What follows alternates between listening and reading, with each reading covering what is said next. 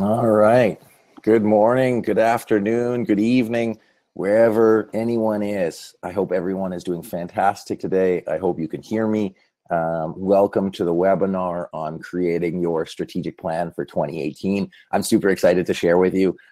Just really quick, can you put in the chat box to make sure you can see me and hear me and everything is going good? Because I just want to make sure that that the audio works and you can hear me. So if you just put, I can hear you loud and clear, thumbs up, thank you, awesome. Hi, Rachel. Hi, Agar. Hi, Lawrence. Hi, everyone. Such a pleasure to share with you today. Hi, Anna. Just really excited to be able to share this webinar with you.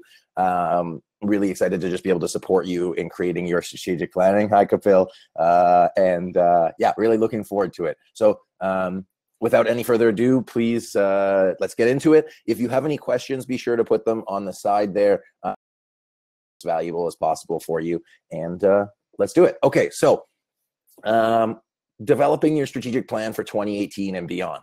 I also wanted to call this sort of best practices for strategic planning, but we'll see how it goes. So today's agenda. So we talk about why do strategic planning. So, you know, what are the benefits in it for you? Best practices. We'll do a quick overview of a 1-day and 2-a-day agenda to look at the pros and cons of both. And then we can talk about working together if you would be interested in doing that. So what is a strategic plan and why do you need one? Strategic plan is really the map for you and your team as to know where you want to go and what is winning in going there. So there's a lot of different approaches depending on if you're a small business, a medium business, a nonprofit, or just like a huge conglomerate. Ultimately, a strategic plan helps you with your choices. It's about the things that you are going to do and the things that you're not going to do. Ultimately, it's to get to that one place that you want to go. For me personally, I've worked with a lot of nonprofits, both as an executive director or on the board, and I have yet to find an organization that has unlimited time, unlimited money, and unlimited people. So strategic planning is really useful to help you pick the best opportunities for you and your team as to where you want to go moving forward. And that way you can have the biggest impact, accomplish the things that you want to accomplish in the most effective manner. So what I want to encourage you to look at or invite you to look, I'll tell you a story actually. So you know how chefs, I watch a lot of cooking shows with my fiance, and chefs, you know, they test their food and I say, okay, what's missing here? They look for what's missing that would elevate it to a new level. So strategic planning is really like that, taking your organization as it is, because it is how it is, and then looking and saying, what can I add? What can I put in here? What can I change? What can I transform to take the organization to a whole new level and to make it exactly what we want? So strategy and strategic planning is really about being clear on what that successful future is, and then making the changes and adding the things that you need to do to get that future that you want. So why do strategic planning? By the way, I'm not a PowerPoint pro, so we'll see how this goes for you. That's the best of my animations right there. So why do strategic planning? To focus your resources on the things that are going to have the most impact. So being able to move your organization to where you want it to go. To give a sense of purpose and direction to your staff. And I use the word staff and people interchangeably. But a strategic plan is really useful to let people know where you're going, so they can make the right decisions that will support their work. And that's when you get into it, makes a huge difference in transformation. And finally, or thirdly, to be not surprised and suffer from events that happen inside and outside of your organization. So most recently, you've seen a lot of technological change and a lot of disruptions with companies that have been slow to react to market changes. And that's typically because they haven't adapted their strategic plan to take into consideration technology changes, changes in staff, or other things that that might happen. On a personal level, I started SME Strategy because my business partner ripped me off for $100 grand, and I didn't want that thing to happen to anybody else. So really supporting organizations and people in seeing what's waiting around the corner, and strategic planning is perfect for that. This is like a cardinal sin of slides, but here's other reasons for strategic planning. If you're at the stage where you're exploring planning and saying, is this for me? Take a look at these sort of benefits that you can get. So creating a clear vision and direction on where you want to go, creating an action plan and a roadmap, aligning your team. That's what we specialize in. Work through challenging issues. If there's something really specific within your organization, you can use a planning meeting or strategy development to address it. Developing culture and communication. You can transform your organization through strategic planning. Focused execution, talk about prioritization. Increased engagement, getting your people bought into your plan. They did a study through Gallup that they found that 66% of employees are disengaged from their work. And the cause, or what happens because of that, is that you're actually losing a lot of productivity. So you could gain up to 20% productivity by re-engaging your staff into your strategy and what they're doing. So ultimately increase profits and impact. So whether on the for-profit or not-for-profit side, and delegation of tasks and team empowerment. I found this is one of the biggest benefits for CEOs that work with us, that after we've put their strategic planning process in place, they've had more time to stay at their level and work out the things that are really important to them, because they've been able to delegate the task because there's a process to do so. So it saves them a lot of time and empowers the team to make a difference. So this might be you in your organization, that you feel like you're pulled in every single direction. And that's often because there is no one clear direction. You're trying to do so many things. And in the process, this is your experience. You're burnt out, you're frustrated, you don't know where to go. It's stressful. And all of those things can be addressed by having a strategic planning process in place. And that's really what I want to encourage you to do, and show you structures on how to do that. One thing I'll note, we've done a lot of strategic plan webinars on like the pure process. So this will be high level on process, but there's a lot of videos that we have on YouTube. One of them's got over 50,000 views. Is the strategic planning process in under 15 minutes. So you can check that out, and I'll put the link in there. But this is really like best practices on how to move it forward. So the key part I want to leave you with is alignment with your strategic priorities. So you have your vision, and it's about aligning your vision with the things that are going to move you forward so that you can focus on what's important and what's going to have the biggest impact. A little bit about me, looks like me, huh? So I'm a managing partner and lead facilitator at SME Strategy. I'm an author and speaker. I've written 2 books, one on entrepreneurship, on all the mistakes that I've made, and one on strategic planning called Alignment. And I'm also getting married soon. I'm getting married at the end of March, and I'm super excited for that. You can find me on Twitter or Instagram or LinkedIn at Anthony C. Taylor. So that's me. So just such a pleasure. Thank you for everybody for joining today. Just really excited to share with you. And like I said, if you have any questions, just put them in the side and I'd be happy to answer them even throughout the presentation. Okay, some of the organizations we've worked with, we've been doing this for 7 years. We've worked with for-profit, not-for-profit, government, pretty much anyone you can think of. Okay, aligned strategy development. So this is our process that we used for getting teams on the same page. We call it aligned strategy development, and there's 3 levels of alignment. You can use this. So the first level is alignment at the leadership team level. So ensuring that everybody on your team is on the same page and going towards the same place. Level 2 is alignment with the vision and strategy. You want to make sure that the things that you're doing are getting you towards where you want to go. Okay. And if you're not moving closer to your vision, you're moving further away. And even worse, if you have no vision, you're not really going anywhere. And then there's a famous quote from Alice in Wonderland, where there's Alice walking in the forest, and then the Cheshire Cat appears, and then she says, well, which road should I take?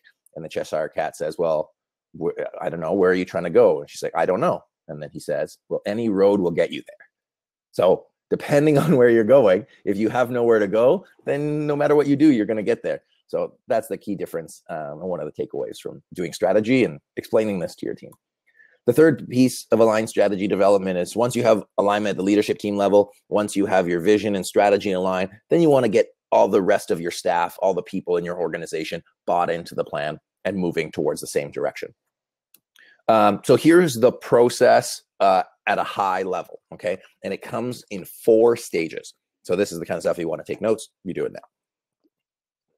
So the first step that we look at is looking at where are we now? Doing a current state analysis, but we just call it where are we now? Looking at our successes, our failures, our strengths, our weaknesses, looking at environmental scans. So what's happening inside the organization, what's happening outside the organization, and getting inputs from the team in this process. It's an opportunity for you to look at your successes and pat yourself on the back. And it's also to say, okay, great. Like if this is how we got to where we are now, what do we need to look at as we move forward? So where are we now? As I said, next is where are we going? Typically, that's encapsulated in vision. What does that successful future look like? Mission, how are we fundamentally going to get there? Like, what is our purpose? And values. What are the behaviors? What are the actions? What are the expectations from our people that are going to keep everything together? I can't overstate how important values are into creating a strategic plan. And I'll talk about that more a little bit later. So where are we now? Where are we going? What is going to get into our way? So often this gets missed in strategic plans because there's this like unbridled optimism of blue skying a vision and saying, you know, here's where we're going to go and no. But for the plan to be effective, you need to look at the constraints that exist or a gap analysis. So risks, roadblocks, when we do scenario planning. So risks are any types of uncertainty, anything that we are unsure of how it's going to play out. We could look at risks from a short-term, a medium-term, and a long-term impact. We can do a risk register to look at those things. And it's really just things like we don't know what's going to happen, so how might that affect us? That'll come out of a PESTLE analysis. And for those of you that, if you don't know what a PESTLE analysis is, you can take a look at the link that I shared in the chat earlier about all of our frameworks, and we talk about all the stuff that I'm going to cover today. Risks, roadblocks, they're more or less synonymous. Scenario planning is creating multiple versions of the future so that you're not relying on one fixed point. Okay. An analogy that's super basic is I want to plan a picnic on the weekend. So it is either going to rain or it's not going to rain. And there's either going to be 4 of us or there's going to be 10 of us. So those are multiple scenarios that it could rain and there'll be 4 of us. It could be sunny. There'll be 4 of us. It could be sunny and there'll be 10 of us. It could be rainy and there'll be 10 of us. And instead of relying on one thing, you make plans for all 4 things so that you're more prepared as that future becomes more likely. Again, it's a super high level overview, but it's really helpful to not just pigeonhole yourself into one future. And then if it doesn't come to be, or one major thing changes, then it doesn't derail your entire plan. The whole purpose of this and strategic planning as a whole is to keep you on track with your plan so that you can stay focused on execution and not be distracted by putting out fires. Okay. Perfect. So next, what do we need to do to get there? So we have the where are we now, we have the where we're going, we have what's going to get in our way, and what do we need to do to get there? So this is strategic priorities, tactics, and key performance indicators. So what we've done in this process, if we've taken it from 30,000 feet, where are we going, to on the ground execution, what are the things we need to do right now to move forward? We never leave a planning session without action planning, because I think there's a quote, a plan without action is just a dream, something like that. The key part is you need to start moving forward, taking little steps towards where you want to go. This is our strategic plan map. It's one of the things that we sell. It's super basic. You can use it, but it's just a way to visualize your strategic plan. Your vision is where you're going. Your mission or your purpose is the vehicle that's going to fulfill on your vision. And we look at 3 strategic priorities as what are we going to focus on in the next 3, 6, 12 months that are going to fulfill on our mission and fulfill on our vision. So instead of trying to do 10 things and spreading your resources across your organization like peanut butter, excuse me, we say, let's do 3 things. Let's do them well. And let's move forward on them after that. I wrote a blog recently. I had a personal trainer that I was working with, and he realized that I had like really weak shoulders. And I said, okay, great. Like, we're going to work on this. We're going to fix this. And then we can do bench press. We can do the rest of the stuff. I said, okay, well, how long are we going to do this program for? He said, twice a day for 2 weeks. Twice a day for 2 weeks. I'm just going to focus on my shoulders and just focus on like one other part. And then from there, I can use that as the foundation for building on everything else. But unless I have these strategic priorities for my body done, then I will have no alignment in my organization. So it's creating the foundation that's going to help you achieve your vision. And again, talk more about that after. Specific objectives and initiatives, those are the tasks that you're going to, perfect, I got that. Those are the things that you're going to move forward on to move forward on your strategic plan. And so Susan just mentioned that she had a strategic planning session and came up with 5 strategic focus areas, could not get them drop down to 3. That's totally fine. It's whatever works for you.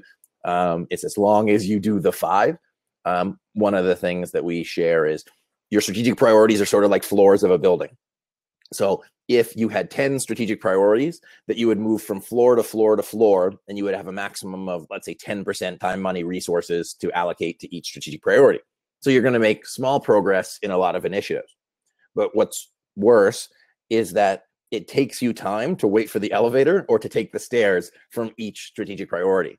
So instead of having 10 strategic priorities and 10% for each, you're losing a percent or two here by switching. So if you have 5 strategic priorities and that works for you, perfect. There's no right or wrong way to do it. For us, we find it helps organizations focus on getting a few things done, moving them forward on it.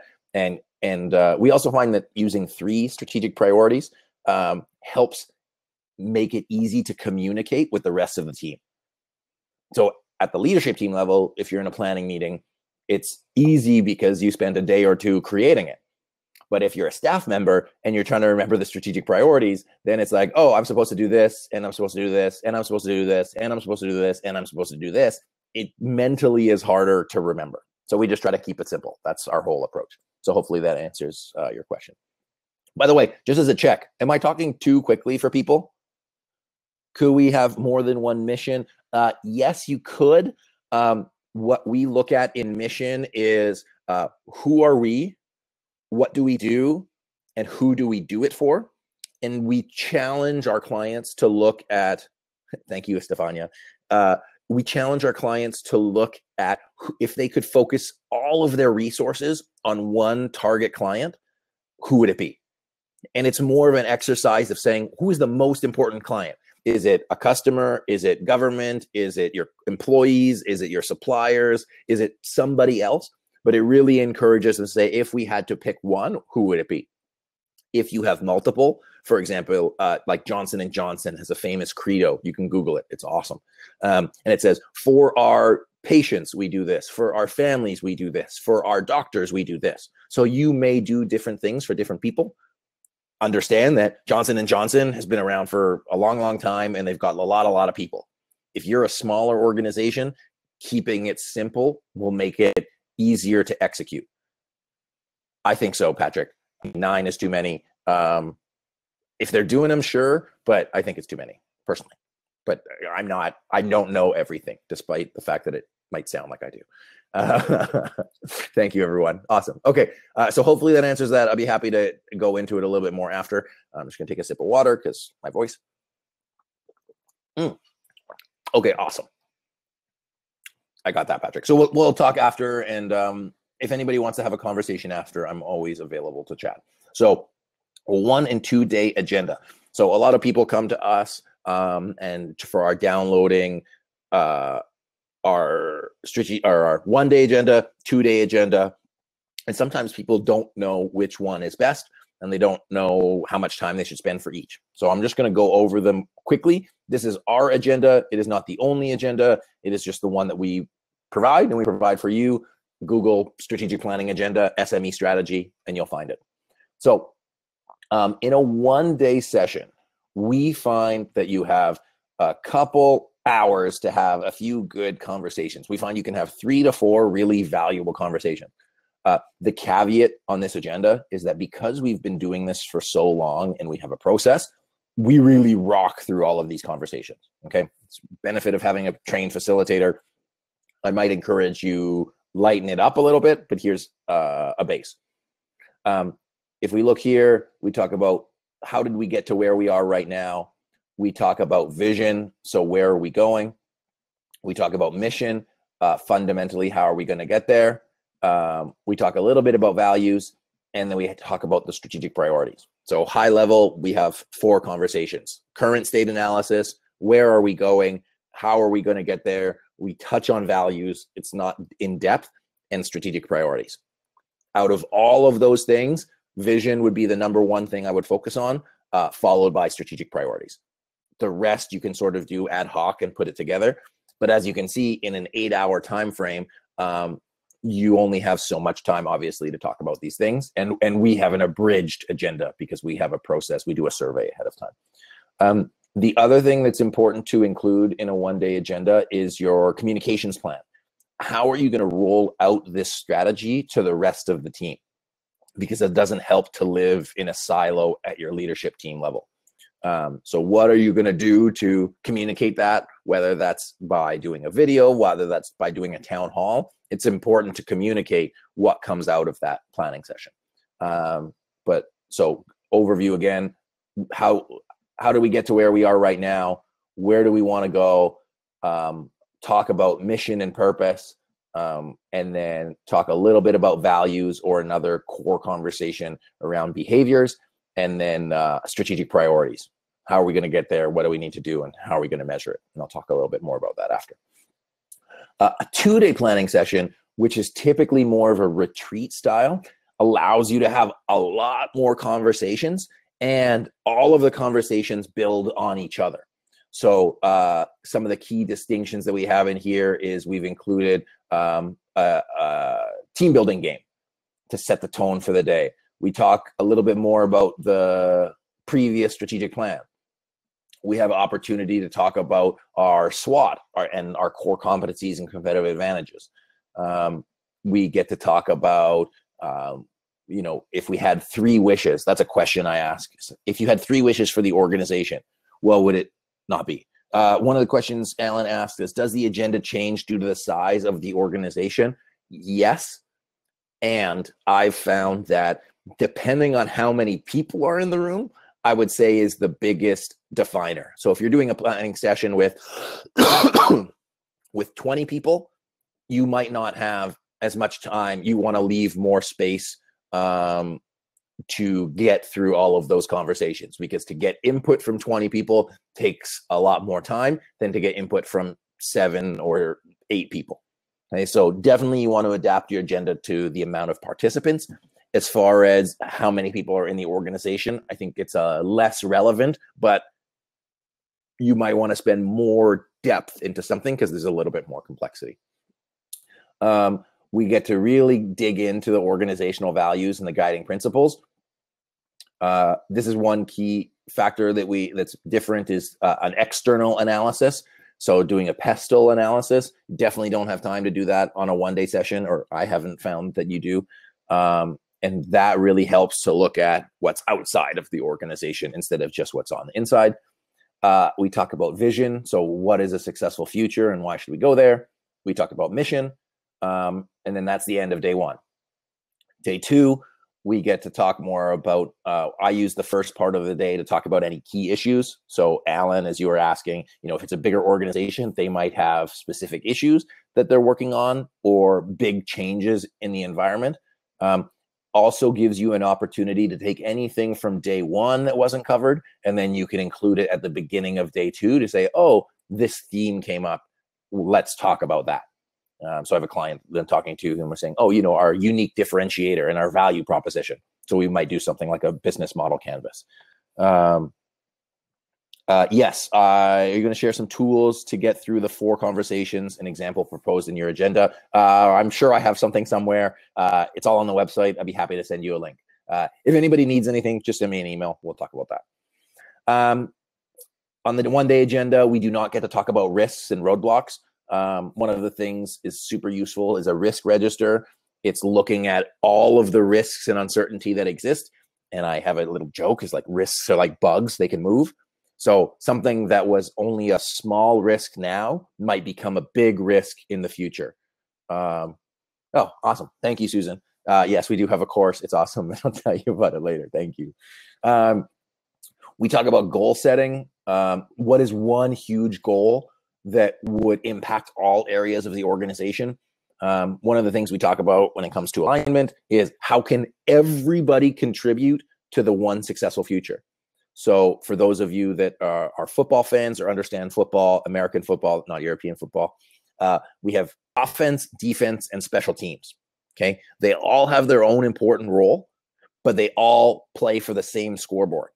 So as an organization, think to yourself, how can you create one scoreboard for your entire team? One thing that really focuses everybody's energy and moves them towards the same place. Yes, there's a distinction, and I'll talk about strategic goals and strategic themes slightly different. One is a theme that's worded and non-measurable, and one has measurement. What do I want to say about this? So we had an organization that we worked with. They're a 25-person tech company. And one of the strategic priorities that they had come up with was fixing their legacy code. Okay, so the strategic theme would have been fixing legacy code. The goal of it was to have all legacy code removed within 18 months. So on the outset, said, well, this thing is like engineering specific. And so it would appear to be only engineering could fix it. But when we put the plan to the team after the session and said, here's one of our strategic priorities, what do we as an organization think we can do to move that forward? Sales, customer service, and everybody in the entire organization started coming up with ideas on how they could contribute to that strategic goal being accomplished. And one of them was, we're going to stop giving you new stuff to do. If we stop giving you new stuff to do, it means you have more time to focus on what's important. The organization was able to move forward and move closer towards the future that they wanted to create. So that's why rolling out that plan to everyone is so important. Okay, so we have this one high-level goal. We talk about strategic themes, which we'll talk a little bit more about after. One thing that I find is really important is to talk about why change. Like, what is the benefit of changing? Because people don't like change. I don't like change. You don't like change. So why would people want to change? It's going to mean doing something differently. So when we talk about creating a vision, it's the benefit of the vision and the benefit of that future should be greater than the pain of changing to get there. The benefit of the vision should be greater than the pain of changing to get there. So change management in itself could be a whole other webinar, but creating a future that's worthwhile enough for people to take on will make your strategic plan easier to implement. Okay, so that's all I'll say about that. By and large, the second half of the second day is a bunch of different ways to say action planning and next steps. So what we do is we take the strategic themes and then we actually break it down into the individual action items that go through that. We talk about communication plan and knowledge transfer. So how are we going to get the entire organization into it? Patrick, I'll answer your question after. Communication plan, knowledge transfers, uniting the entire organization. So we have what happened in the boardroom. Now, how do we take it and put it into real life, into the hearts and minds of people? And then we just do a recap. So as you can see, there's a lot more in-depth conversation in the 2 days, and they really build on each other. So that's why, you know, the value of getting in a room for 2 days. Yes, it sucks to take 2 days off of work and you've got a bunch of stuff, but you'll get so much value because it'll align your team. Everybody on the team will say, wow, like I am clear. It moves from having an implicit, it's implied that we're on the same page, to explicit. We exactly know where we're going and what we need to do to get there. So it's just like people love it. Okay, so hopefully that gives you an idea of the 1 and 2 day agenda overview. Again, feel free to visit our website to take a look for that. Okay, so like I said, strategic planning is a great opportunity to create change. And the planning meetings are just the start. The planning meeting is like the catalyst, and then the day-to-day activities is where the real change happens. So here are some of the challenges that you might walk into as you develop strategy. So lack of alignment. So everybody's doing different things. People not buying into the plan. They don't see why it's important to them, or they just don't care, or they're like dragging their feet because they don't want to change. Lack of direction. I've seen this with a lot of organizations, is that, like we talked about earlier, if they don't know where they're going, then they're just going to keep doing whatever it is that makes it easy for them. Too many things to focus on. So if you have 9 strategic priorities, you know, how do you mentally use your brain to focus? On that note, values and strategic priorities and vision are mental models, so like rooted in psychology, to make decisions easier for yourself and your employees. So when we talk about values and behaviors, it's, am I acting in the right way, or am I acting in the way that my organization expects, or not? It's not a gray area. It's yes or no. When you walk into someone's house, do you take your shoes off or not?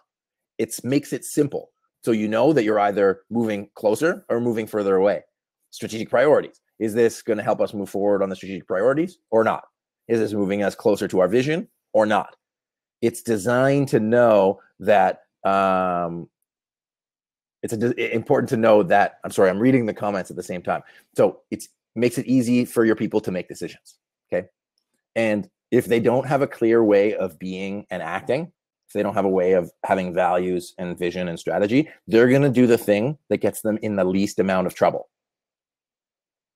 Let's say that again. If they don't have a clear direction, they're gonna do the thing that gets them in the least amount of trouble. That's it. And often that thing is not what you want them to do. Okay, employees not empowered to make changes. That's the least amount of trouble thing. And then information silos. Each organization is doing their own thing and nobody's working as a team. So the analogy that I use for that, because I'm a consultant, I know a lot of analogies, is the name on the front of the jersey for sports is more important than the name on the back of the jersey. So the company or the organization is more important than the individual. Okay.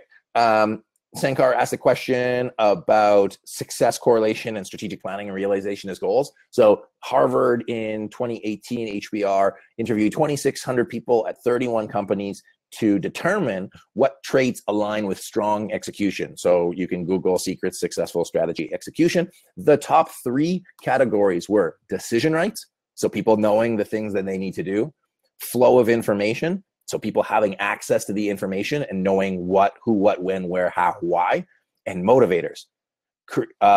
Yes, Susan, I'm just going to put this up. It's, sorry, Susan asked to see this again, so I'll be happy to oblige.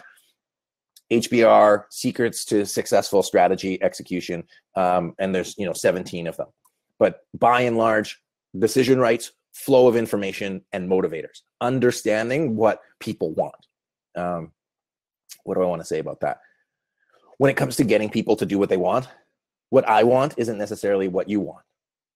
And it's much more powerful to be a leader when you understand what motivates other people and to help them get their version of success, because my version of success might not be your version of success. But through the planning process and through these conversations, if we can figure out where we align, where my success is aligned with your success, then we're both going to go on the journey together. I will send the link in the recap for everybody that's wanting that Harvard slide. Spoiler alert. All of the challenges that you come through with strategic planning are impacted with aligned strategy development. Can you guys still hear me? You can just send me a note. Okay, awesome. Thank you. Okay, so now we're getting into the meat of it. So the best practices as per SME Strategy and what we're working on. So number 1, best practice, get information from all different levels of the organization. So different perspectives. If you only get information from the leadership team, you're only going to have that perspective. So it's important to get people on the front line. You can ask external stakeholders. You can ask customers and suppliers and get their perspectives on what's happening. Now, perspectives are real for that person. So I don't know if you've ever talked to somebody and you think you're right and they're right as well. You're both right. And there's no way that you're going to bash up against 2 rights. So it's just important to understand their perspective and your perspective. And the perspective is all it is, but for them, it's reality. Pull versus push. So this comes to sharing the plan.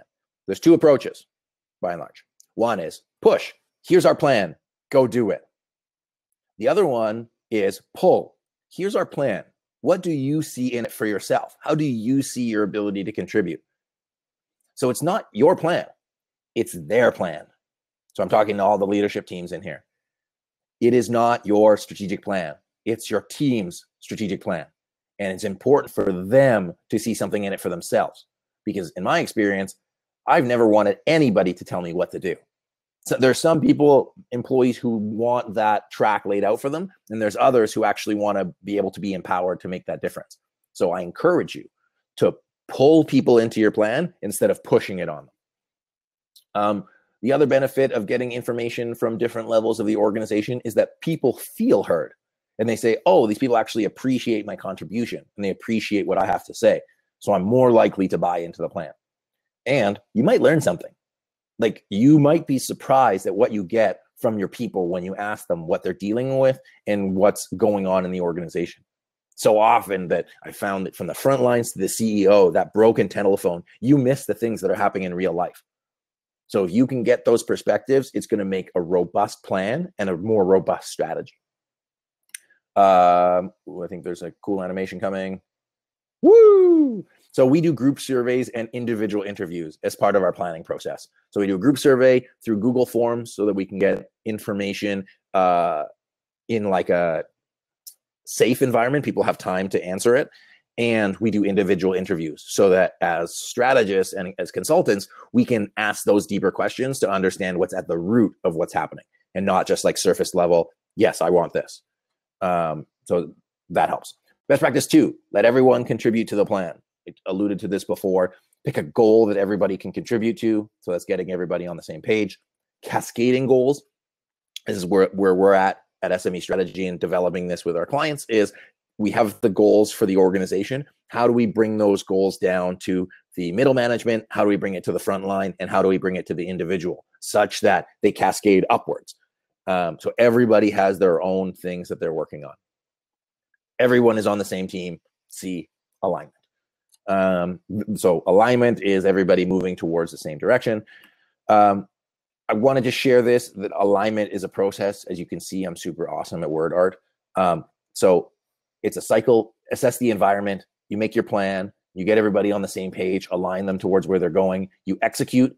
You measure the success of your plan. Then you assess the environment again. You plan, you align, you execute, you measure, you assess the environment. So it is a cycle. So whether you do strategic planning monthly, whether you do it quarterly, whether you do it every once in a while, that's the process you can look at. I asked the question, how often people do strategic planning. Some have never done it. Some are doing it every year and different versions of that. So that's really what that looks like. So just to encourage you that it's not a set it and forget it activity because things change so quickly. On the subject of vision, we do 3-year visions because we find that from a mental perspective, it's easier to picture. You can see what success looks like in 3 years, but it's not so far that you can't actually act on it. And then we recommend doing strategic planning meetings quarterly or biannually. And so we can talk about that, but this is really the process. So, okay, what else we got? Best practice number 3. We talked about this a lot. Pick a handful of priorities, 3 or 4, and then pick the most important one, like prioritization to let people know. Pick priorities that everyone can help move the needle on. When I say move the needle, it's like a gas gauge from 0 to 100, okay? And to know what that successful 100% is. That's why having a measurement, a KPI, is super important for execution. As Peter Drucker says, what gets measured gets managed. So how are you going to figure that out? Everyone is on the same team and everyone plays their position. So like Jim Collins talks about having people on the bus and in the right seat on the bus. So somebody in marketing might be measured by marketing objectives. Somebody in HR might be measured by HR objectives, but everybody is working towards the same objective for the organization.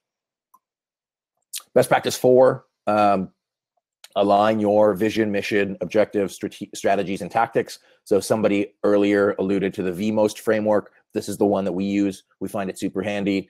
Vision, if you know where you're going. Your mission is how you get to your vision. Your objectives or goals will help you fulfill on your mission and help you fulfill on your vision.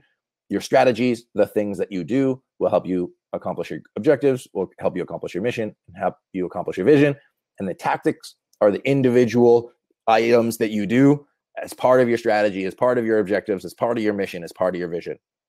Everything is aligned. So how do you get everybody on the same page, doing the same stuff that they need to be doing?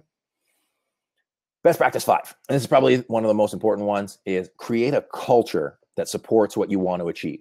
So you could have the best plan, but you need your people to be behind it. So it's creating a set of behaviors, a set of rules, a set of like teamwork, communication, and the environment that's going to support the execution of the plan. I can't, so again, this culture eats strategy is a super famous term. It's just, I can't emphasize enough. There's a plan, there's the strategy, there's the stuff that's like a document, but there's people. And if you forget about the people, you're missing it. Like totally. like for us, developing strategy is, we know that there's an impact. We know there's an impact on the bottom line. There's an impact on the leadership team. We do strategy, like we walk into a strategy session for the frontline employees and their families, because we know that when we do our job, it's going to impact them and their lives. They're going to love their jobs. It's going to make them happier, and it's going to impact every single like interaction they have with human beings. Like we are changing the world through strategic planning, and like it's at the heart of it is people and culture. So like, please, please, please don't forget that. You have no idea the power you have in creating strategy. So, okay, rant over. Thank you. Okay, strategic planning stages. This is not beautiful, but this is just sort of, I was trying to say, okay, if you're trying to assess where you're at, first time, you might be like, do we even need strategic planning? Is it worth it for us? Then you say, oh, okay, well, we do it once in a while because we had a facilitator a couple of years ago. I think most of you are at, we have a plan, we do it once a year, here's our strategic plan, and here's where we're going. The next step would be looking at getting alignment with your plan, regular strategy meetings, and the team is empowered to contribute. So you take that to the next level.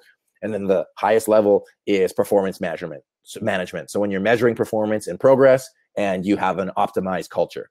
So if you're looking at wherever you're at, and we could get into that more, but those are sort of the stages that you look at. Where could I go for my strategy development? There's always continuous improvement, not for the sake of having meetings, but for the sake of making the organization agile and perfect.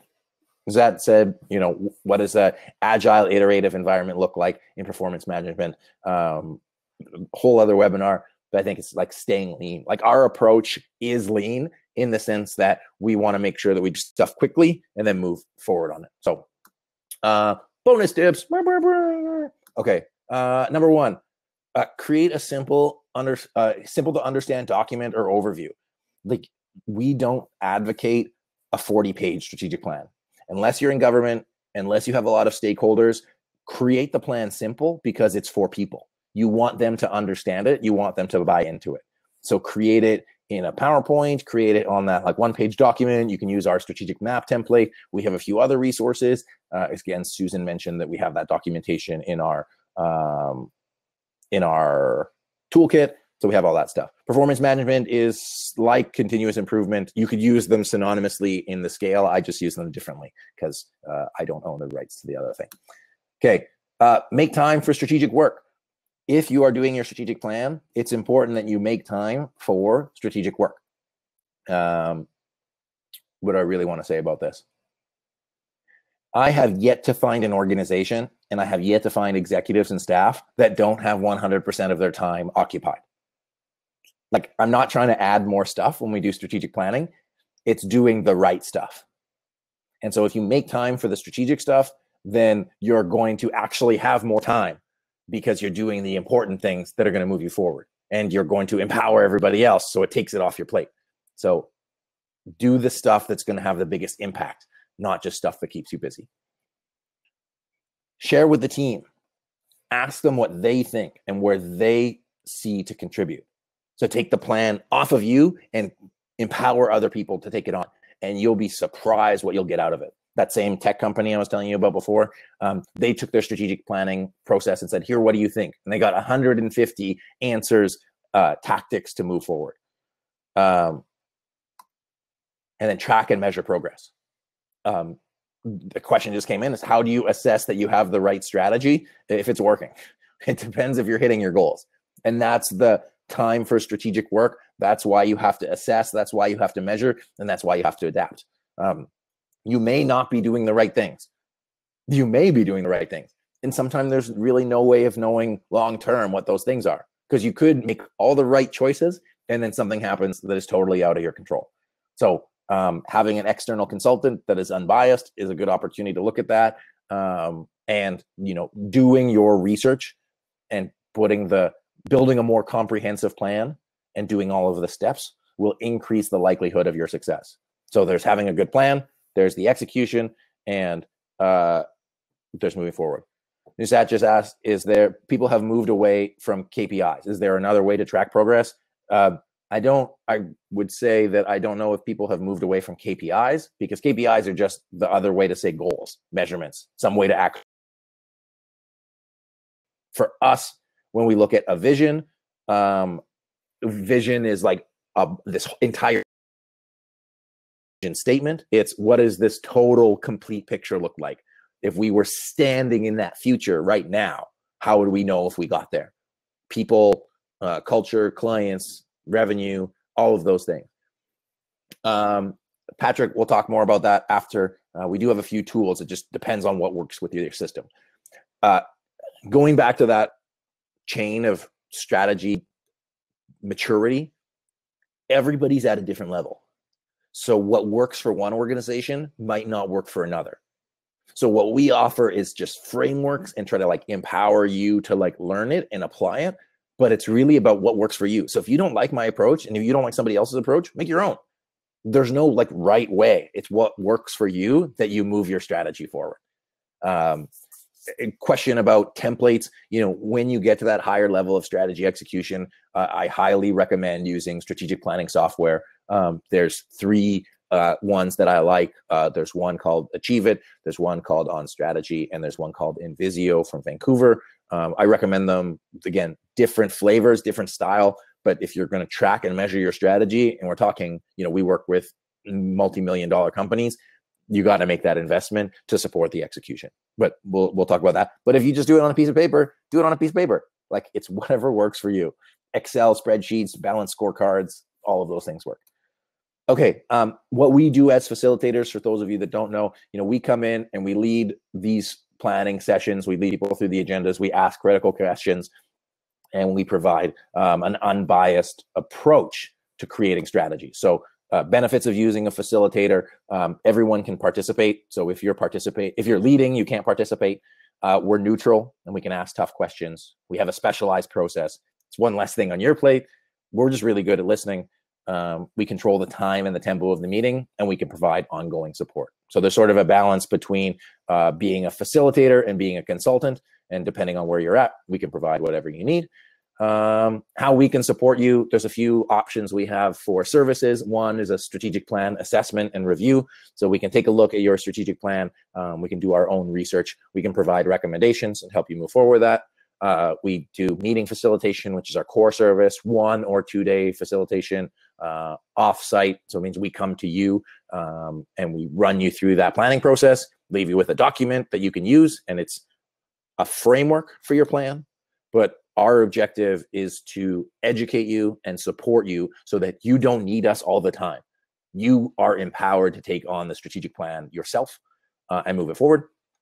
And then the third piece is the strategic plan creation. So if you want us to do the whole thing, we still have a 1 or 2 day facilitation in there. But there's definitely a lot of, we do a lot more recommendation. There's a lot more on the consulting side than just purely facilitation. Facilitation, we get the answers from you because you know everything already. Like, your business way more than we ever could. We'll do our research, but you live it and breathe it every day. And I'm rather you understand how to execute the strategy, and we just give you the framework and the process to do that forward. And then the last thing, we have a strategic planning starter kit for those of you that want to do it yourself. So we do a video of each step of the planning process. Susan took the course. She said that I won't use the word loved it, but she said it surpassed her expectations, which is awesome for us to hear. It's 20 short videos. So we go through each step of the process, some of the key questions that we ask. We have videos, best practices video, that'll probably be rolled in there. And we include all of the documentation that we use. So the strategic plan map, the strategic plan template, we include a balanced scorecard template. So Patrick, the template that you were looking for, that's included in there. We have the strategic plan question. We have all the agendas. We have a different best practice video. We've got tons of stuff, and it's super cheap. I say for a limited time because I think it's too cheap, like too inexpensive. But we wanted to make it accessible for everybody because there's so many people that have just been like thrown into this and they don't know what to do. So we really want to help people be successful with their plan. I'm trying to take off this little thing at the bottom. And really, that's it. Like, I hope that there's so much stuff on SME strategy. I didn't talk about our podcast. If you want like ongoing learning best practices, what else do I want to say? And actually, since you guys are here, and I should really acknowledge and thank you for you guys being here, I would really appreciate knowing what would help you, because we're always looking to develop different products and services. We're looking at maybe doing a community, something like that, more webinars, things like that. Like, I'd really love your feedback. So if we send you an email after this, I will send the podcast URL in here. It's called the Strategy and Leadership Podcast. I can probably post it in here, but I'll answer all your questions first. So yeah, really, like, it's our goal, our mission is to help you achieve your goals, no matter what level you're at. And so, you know, we have readers from all over the world. Every single country in the world reads our blog, which is super cool. And we're just like really here to support you and help you guys be successful. So we got another 10 minutes or so. I'll put the link on the side for the podcast, for the toolkit. I'll send it in the update. And then, yeah, if you have any questions, please let me know. If you want to, somebody asked pricing for the support services, send us an email personally. It sort of depends on where you're at. For us, we do a flat fee for our facilitations, and everything else, it's not custom, but we really want to make sure we do the best. We do offer a discount for nonprofits, because we want nonprofits to be successful, and we want everybody to be successful, but nonprofits, yeah, it's nonprofit. So I email the link. Yes, Shankar, which link did you want? Awesome. Thank you so much. Oh yeah. And please, like, share our stuff. Like, it helps us help people. So if you like what we're doing, forward an email off, send off the webinar to whoever. Please, like, it just helps us increase our awareness, increase our sharing. And it's been just like, yeah, it's really helpful for us. So yeah, awesome, guys. If you have any other feedback, please let me know. Yeah, and I'm happy to answer any questions. Beautiful. I'm so happy, Patrick. Thank you so much for joining. And really just like, thank you for being here. Thanks you for downloading our free tools. I know that when people, you know, you pull out your email and you're like, oh man, is this going to be good? And who is this person? And so we always try to make sure we don't send you too many emails and stuff like that. But yeah, just really want to be there to help you guys be successful. So I just want to thank you for your time today. And I'll stick around for the next couple minutes. Yeah, the link for the presentation will get sent out in an hour. And then I will include the podcast links in there as well. And you'll probably get in your like other email from us at SME Strategy, you'll get some like other links from us. So just, yeah, thank you. That's all I can say. Thank you for being here. And I really hope that we can help. And I'll start putting some links on the side here. So does anybody have any questions that I can answer right away? And I'm totally here. The other thing that I didn't mention is, like, if you ever want to walk through the process, like, call me and I'll say, hey, like, what do you need? Here's what I would do in this situation to help you prepare for a meeting. Awesome. Why not talk a bit about KPIs? Sure, I can do that. Okay, strategic priorities. Okay, fantastic. So I got a few questions here. So one of them is talking about KPIs. One of them is strategic priorities, strategic objectives, and activities. Is that a valid approach? And then how do you align more than 4 partners of the organization? So I'll take those in order, or some order. Strategic priorities, strategic objectives, activities. Like I said, the VMOST model is the model that we use. Are you doing the things that are going to move you forward towards your goal? So regardless of what your goal is, if your goal is $500 million in revenue or your goal is $50 million in revenue, it's important to look back and say, are we doing the activities that are going to get us to $500 million in revenue? Another way to explain that is, let's say we're going on a road trip and we're going 400 kilometers away or 400 miles away. Do you have enough gas to get you to to your destination? And so you either have to get more gas or move the destination closer. If I was trying to lose 10 pounds in 8 weeks, then I would say, great, if I need to lose 10 pounds in 8 weeks, that's my goal. Am I ready to do the activities that I need to do? Which means exercise 2-3 days a week, and I need to stop drinking beers and eating ice cream cake. And if I'm not ready to do that, then either I change my goal or I increase the activities. So when we talk about a good strategy, it's the balance between all of those things. So I hope that answers like some of the question of KPI. There's no right answer for KPI. And that's why having somebody outside who can look at it, like it's very conceptual, unless we know what your situation is, then we can't do that. But you guys know your business best. So some people have said, oh yeah, $10 million in revenue is what we're aiming for. Some say, oh, we can do 11. At the end of the day, and this is what makes this whole thing humorous, it's all made up. Everything you do is made up. So it doesn't matter. That if you say 10 million, you say 20 million, you say 100 million, it doesn't matter because it's your creation. You can create it if you want. It's just a matter of, do you have the time, money, and resources? Are you able to make that thing happen? How do you align more than 4 partners of an organization? It's really simple. Ask them what they see the future to be. What is their version of the future? What is their successful vision? Get them to share it. And then you figure out, are we going to the same place or not? If I said to 5 of my friends, and like the analogies in strategic planning, have you ever tried planning a restaurant for 7 people? Or a night out for 7 people? It's sometimes really hard to get everybody on the same page. So you say, great, we're going to go for a restaurant. Where do you want to go to eat? Some people might say Chinese food. Some people might say Mexican. Some people might say, I want to stay in. Some people say, I want to eat pizza. There's no alignment. So it's important to say, okay, great. Well, how do we get that alignment? We're all going to Mexico. What does that look like?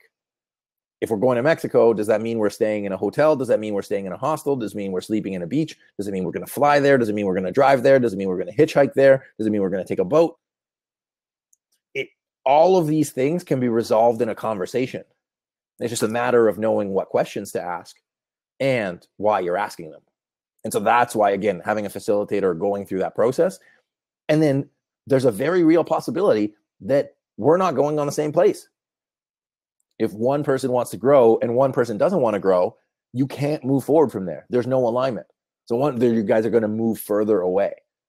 And then it's saying, okay, well, what are we going to do? That said, what are we going to do? Are we going to keep going? Or are we going to, break off in 2 directions? In the SME space, like small business space, I found that the biggest thing that causes challenge with business partners is that they're not going the same direction, or they have a different version of success. So having that explicit ahead of time will save you all of the trouble. And that's why you got to have these conversations. Sometimes they're easy conversations, sometimes they're tougher conversations, but they're always valuable. So that was KPIs. That was, oh, by the way, thank you, Rachel, for the wish of happy wedding planning. I appreciate that. I see we still got, everybody's pretty much still here. So happy to answer any more questions that we have. Anything around, culture, anything like that. The podcast is really good for culture because it's really like understanding people behavior and by and large strategy and culture. Where are we now? Where do we want to go? What do we need to do to put that in place? So when we talk about culture and values, it's what are the behaviors that we would like to see? And then we ask, what are the things that we can do to instill those? Oh, I got that, Elle. Thank you. For those of you that want to be a strategic planner, so this is a really direct, I tell people this, so I have no problem. I just made up being a strategic planner, okay? Like I was not born a strategic planner. I didn't come out of the womb and it's like, oh yeah, I'm a consultant now. So if you want to learn how to do strategic planning, you can take our course. Practice, read, work with organizations for free to help them, and be of value. And if you're of value and you help people, then you'll be successful. That's how we are successful, because we help people. And I think we know what we're talking about because our clients get results. So yeah, for me, I sat on a bunch of boards and I borrowed as much experience as I could get. Just so I could get to where I am now. And then eventually it's like building up a portfolio of companies that we work with. And, we've worked with small organizations to foreign government. So we work with a bit of everybody. I just never stop learning, because that's what's cool about management. Science itself hasn't evolved, but people evolve. So if you can understand people and how they work and how their brains work, then it will help you get the results forward. And then, I do a lot of work on personal development. I'm not sure, by the way, just on a side note, if this webinar is going to cut out at 60 minutes flat. And if it does, thank you for joining us. If it doesn't, I'll be here to answer more questions. Patrick, is 9 strategic priorities too many? My short answer is, what do you think? My direct answer is, I think so. So it's more important what you think and what your team thinks. But again, if you have 9 strategic priorities, I would argue you don't have any strategic priorities because you're just doing too much stuff. At a department level, not just higher organization level, do what you can. Thank you, Patrick. Do what you can as far as your strategy, and then get people to buy in as much as possible. But like, you want to align with the organizational strategy and get everybody, because it's frustrating if you're trying to do your plan and they're not on board with your plan. So sometimes reaching above, sometimes reaching below to do your planning. All of that is super important. Oh, it looks like we're going past the hour, so that's fantastic. Yeah, like I know that there's a lot of people who are department heads here. So if you're leading your strategy as a department head, it's important to get buy-in, and buy-in comes from a lot of different places. It comes from, the people that you are leading and the people that lead you. And so you want to know that what you are taking on aligns with their plan. So you need to be sort of politically astute to explain how your plan helps them. Bye, Ali. Bye, Susan. Thank you so much. How do you present them the strategic planning? Like I said, make it easy to create document, make a PowerPoint. You can get all of those from our course. And just like present it in whatever way that you can, but it has to be, they have to see something for themselves in that vision and see something that it's valuable enough for them.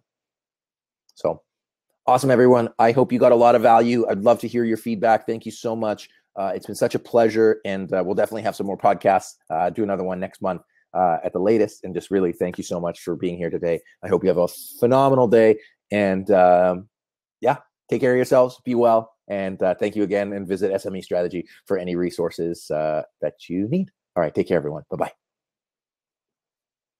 Thank you all.